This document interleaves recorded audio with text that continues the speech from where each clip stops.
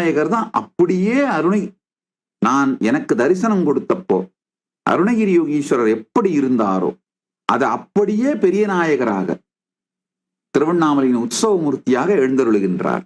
இந்த மதுரையில எனக்கு பெருமான் தரிசனம் கொடுத்து நாமே இங்க இருக்கின்றோம் நமஸ்காரம் பண்ண சொன்னார். அது மாதிரி அதுக்கு பிறகு ஓரிரு இடங்களிலே அவரே தரிசனம் கொடுத்து நமஸ்காரம் பண்ண சொன்னாதான் பண்றது.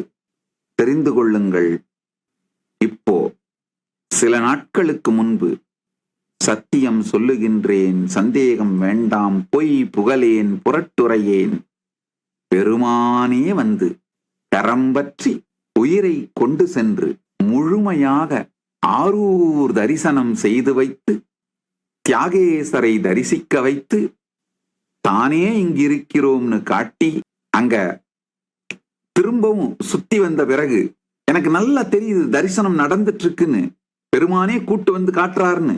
திரும்பவும் தியாகராஜ முன்னாடி வந்து நின்னதும் கை வணங்குறேன்,